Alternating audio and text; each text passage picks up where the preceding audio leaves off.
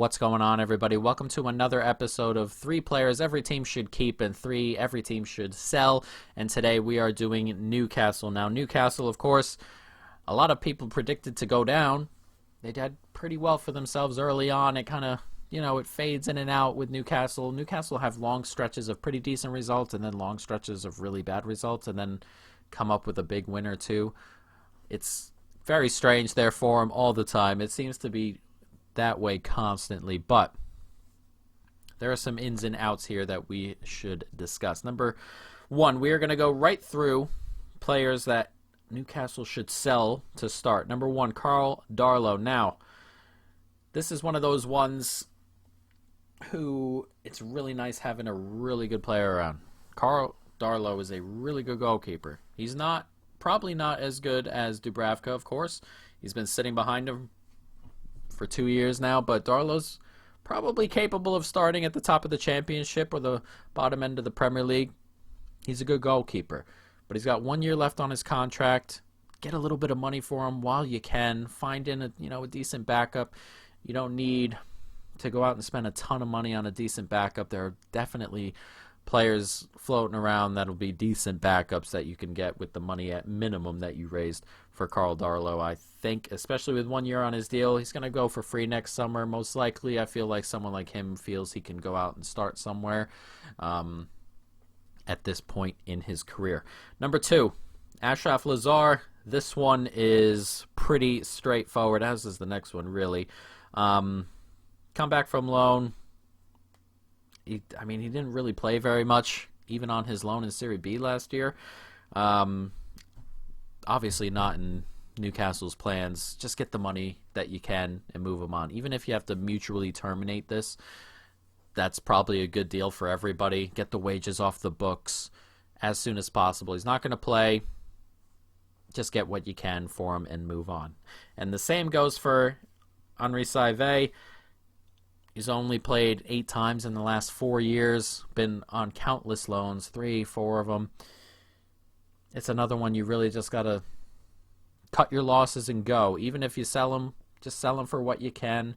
If you can't get anything, maybe mutual termination is a pretty good spot for a player like that. Just get these big wages off the books, even if they're small sometimes. Players who are, at this moment in time in the pandemic, players who are just going to sit around and collect paychecks that are going to leave the club the first chance that you can get them out, they're not worth having around. They're not worth giving out paychecks to if you're Newcastle.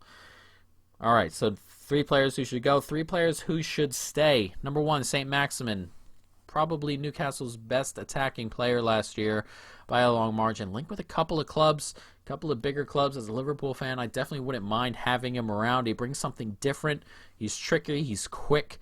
He's a really, really good player, but Newcastle need to keep him around. It's necessary. It's incredibly important that you keep someone like St. Maximin around. He's probably at a club where he's punching above his weight a little bit. He's probably better than where Newcastle landed in the table last year. He's probably at a point can be a little bit better, can be playing at a club that's above mid-table.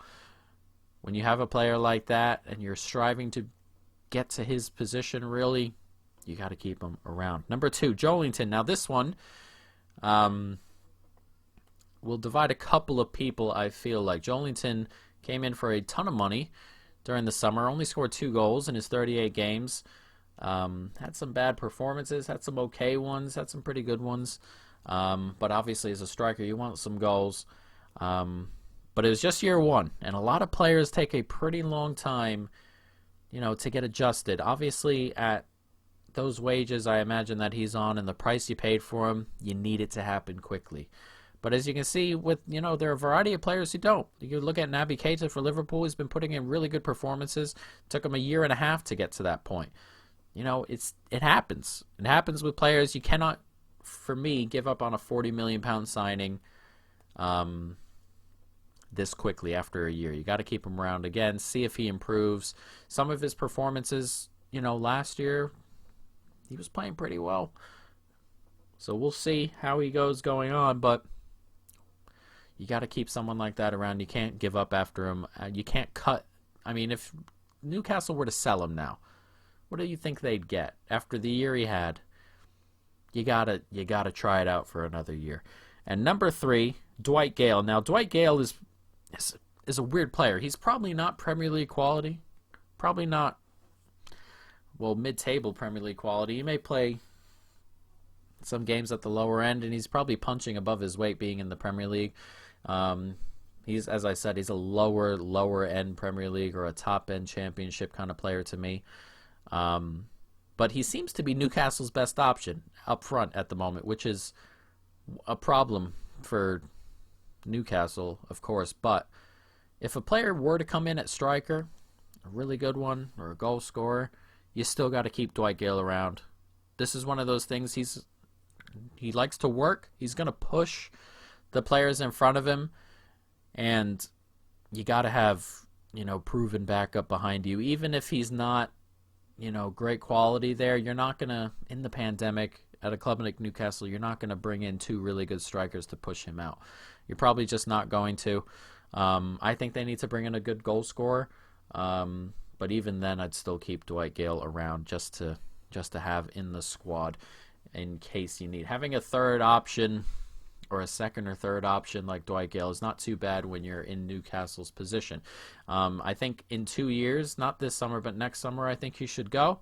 But this summer, you got to keep him around for 1 more year, guys. But that is going to be it. Let me know what you guys think in the comments down below about Newcastle's ins and outs. But for now, guys, that is it. So peace.